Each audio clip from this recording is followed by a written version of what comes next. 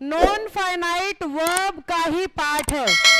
Verb की दो forms होती है इंग्लिश में, यहां से बिल्कुल अच्छे से क्लियर करना पड़ेगा। बोर्ड पे ध्यान से देखो, एक तो होती है बेटा वर्ब की टाइप्स, और एक इंग्लिश में मानी गई है वर्ब की फॉर्म्स। पहली बात तो टाइप्स और फॉर्म्स में क्या फर्क है। टाइप का मतलब दो टाइप के इंसान मेरे सामने बैठे हैं, बॉयज गर्ल्स, टाइप ही अलग अलग है।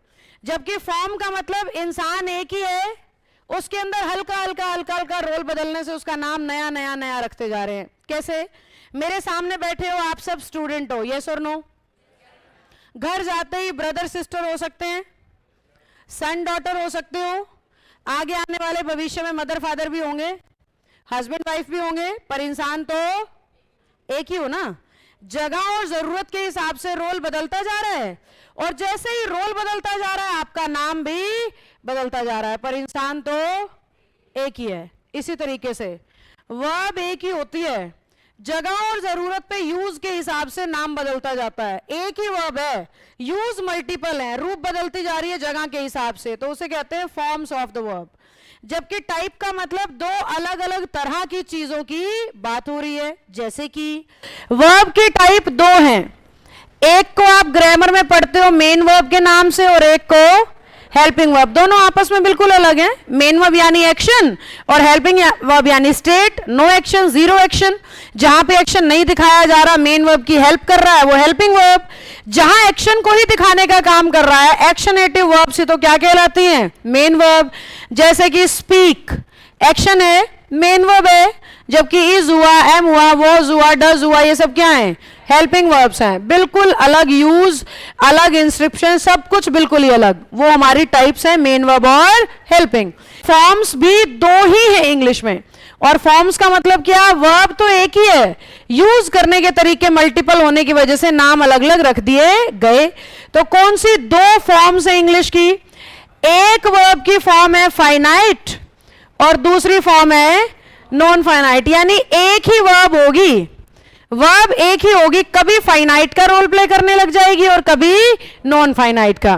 जबकि हमारे बच्चों से अगर पूछा जाए फॉर्म्स ऑफ द वर्ब, तो उनके दिमाग में एक ही आंसर आता है, 3।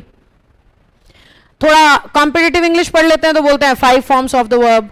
ये जो 3 या 5 आप पढ़ते हो, ये मेन वर्ब की फॉर्म्स होती हैं। गो, वेंट, गोन, गोइंग, गोज। ये जो फॉर्म्स हम बचपन से पढ़ते आ रहे हैं, वो किसकी फॉर्म्स हैं? मेन वर्ब की। और मेन वर्ब क्या है? वर्ब की एक टाइप है। जबकि ये सीधा वर्ब का ही मल्टीपल यूज है, फाइनाइट और नॉन फाइनाइट। कैसे मैम? एक ही वर्ब दोनों काम कैसे करती है? ध्यान से सुनना मेरी बात। फाइनाइट उस वर्ब को कहते हैं बेटा जो सब्जेक्ट और टेंस के हिसाब से खुद को बदल ले। सब्जेक्ट और टेंस के हिसाब से खुद को बदल ले, चेंज हो जाए। लेकिन नॉन फाइनाइट यानी जो चेंज ना हो, ना सब्जेक्ट के हिसाब से और ना ही टेंस के हिसाब से। एग्जाम्पल से समझो बच्चों इस तरफ। सपोज मैंने सेंटेंस बनाया, he goes to the cinema, छोड़ो स्कूल ही भेजते हैं,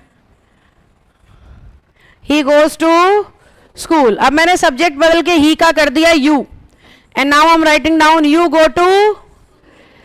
मैं फिर से सब्जेक्ट को चेंज करके कन्वर्टेड शी पे आ गई, again I should write she goes to school. Now I am changing the tense, और टेंस चेंज मैंने आई के साथ कर दिया, तो आई वेंट टू स्कूल।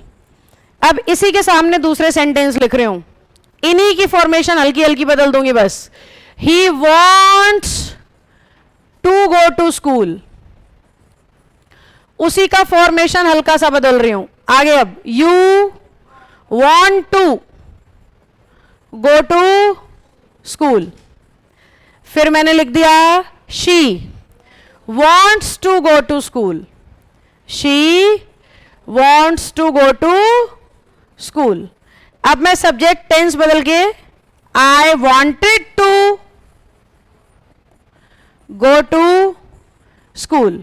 पहली बात तो वो बच्चे जिन्हें यह भी नहीं पता है कि मैम कब SEIS लगा रहे हो, कब SEIS हटा रहे हो, क्यों हटा रहे हो, कुछ नहीं पता, तो ध्यान से सुनो।